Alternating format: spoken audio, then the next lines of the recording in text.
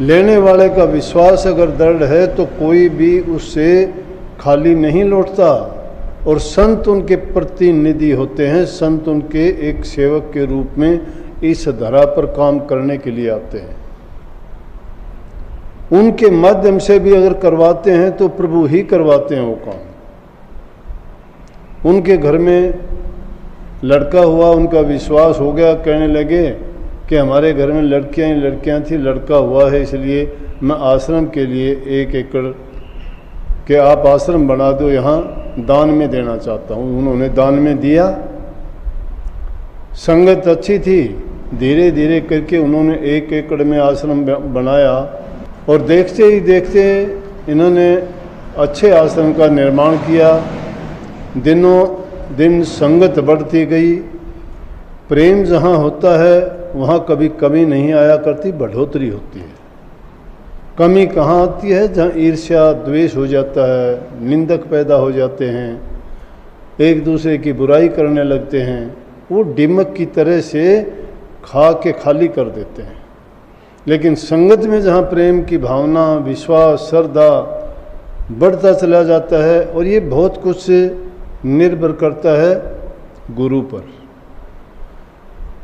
अगर समुद्र में पानी नहीं है तो नहरों में पानी कहाँ से आएगा? नहरों में पानी तभी आता है जब समुद्र में संचय होता है। ये प्रेम, श्रद्धा, विश्वास गुरु अपने पास से देता है। उनके मनों में इस भावना का बीज बोया जाता है। नाम नाम नाम नाम नाम की इतनी टेर लगाते हैं, लेकिन नाम लिए हुए मैंने ऐसे बर्बाद होते हुए देखे कि मुड़ के उनके संभल नहीं पाए। काम क्या चीज़ करती है? काम प्रेम करता है, काम विश्वास करता है, काम उनका विचार करता है। तो दिन रात बड़ा काम किया उनमें से मेहनत करने वालों में। अब बताऊंगा बात कि जो इंसान नाम ले लेता है, नाम की कमाई नहीं करता है, संगत से मान बढ़ाई मिलती है, ये बैठा हुआ यहाँ पे आया हुआ है। बड़ी सेवा की इसने। ये नहीं कहूँगा भूल जाएंगे हम, नहीं। इतनी सेवा की सत्संग की वीरभान ने, बहुत सेवा की। संगत का प्रेमी था, हर कोई इसको गुरु की तरह से घर में बुला के पूजता था। लेकिन क्या था? नाम के बिना खाली था। इज्जत मिल गई, बड़ाई मिल गई, लेकिन इसने उस बात को नहीं समझा।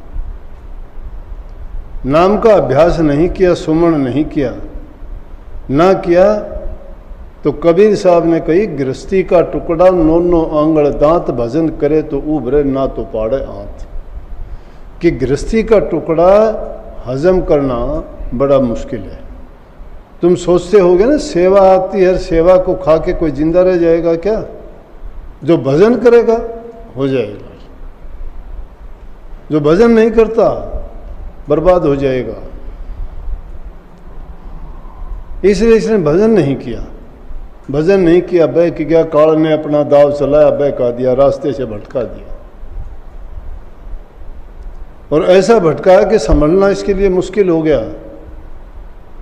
बड़ा समझाया, बहुत कहा, मैंने भी, मेरे पास भी आया, मैंने इसको समझाया, लेकिन जिसकी बुद्धि पर काल बैठ जाता है उसको नहीं, फिर वो अच्छे ख्यालात नहीं आने देता, अच्छे काम नहीं करने देता, उससे उल्टे सीधे काम करवाता है, पाप के काम करवाता है। भटकने के बाद तो इंसान रास्ते पे पता नहीं कब आता है।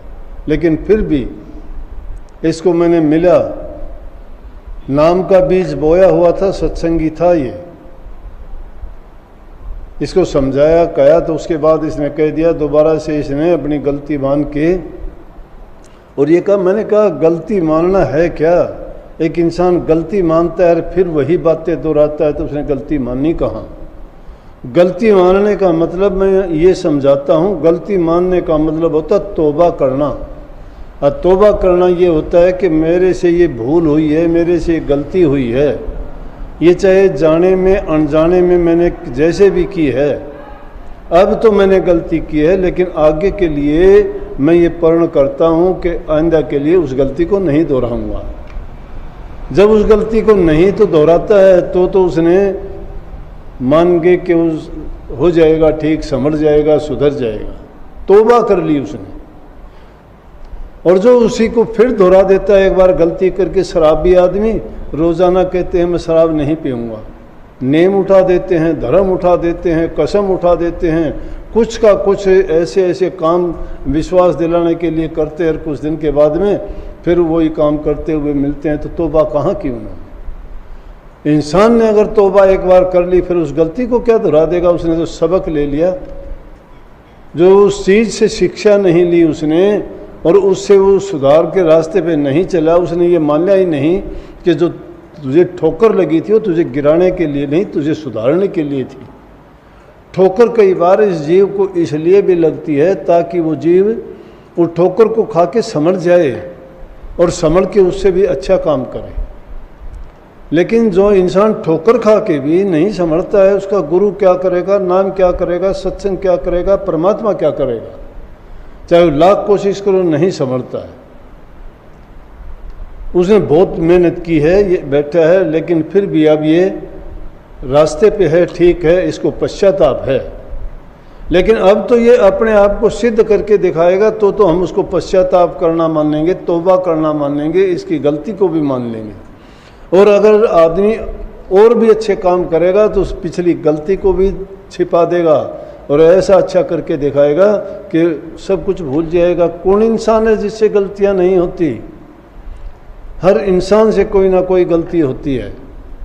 कोई जानबूझ के भी करता है, किसी से अनजाने में होती है, कोई द्वेष के लिए करता है, कोई ईर्ष्या के लिए करता है, कोई लालच के लिए करता है। उसके पीछे कोई ना कोई मतलब और अर्थ जुड़ा हुआ होता है उसका। जिस चीज़ के पीछे अर्थ जुड़ा हुआ नहीं होता इंसान उसकी तरफ देखता भी नहीं है कभी भी। लेकिन किसी न किसी रूप में उसको कोई ना कोई ऐसी बात होती है कि जिसके कारण वो ऐसा काम करता है। लेकिन संतों की लाइन में ऐसी चीज़ों को कोई स्थान और जगह नहीं है। एक बात को हम मान सकते हैं कि हो सकता है सबके हालात एक जैसे नहीं, वो उतना भजन में टाइम नहीं दे सकता, उतना सेवा में टाइम नहीं दे सकता, उतना नाम का सुमरण नहीं कर सकता, लेकिन उसके एक तो बस की बात है कि गुरु में यकीन और विश्वास तो पक्का रख सकता है। मान लिया शरीर उसका स्वस्थ नहीं है, तन से सेवा नहीं करेगा, मान लिया मन उसका भटका हुआ है और वो भजन में उसको नहीं लगा सकता है, मान लिया उसके पास इतनी सामर्थ्य नहीं है कि वो सत्संगों में जाके बार बार सत्संग का दर्शन का लाभ उठा सके, लेकिन ये बात तो उसके बस की है कि अपने मन के अंदर उस इष्ट को, उस गुरु को, उस नाम को बसा ले कि जिसके कारण फिर उसका विश्वास दृढ़ हो जाए। ऐसा विश्वास जो रखता है वो चाहे गरीबी की हालत में क्यों न हो, चाहे बीमारी की हालत में क्यों न हो, वो आदमी सुखाला रहता है, उसको दुख और ईर्ष्या नहीं होती। अभी वाणी अलग अलग सुनी गई थी, कहा गया दुख है, दुख है। दुख है क्या? दुख सोचने का नाम दुख है। जो इंसान सोच लेता है तो दुख है, नहीं सोचता तो नहीं है दुख।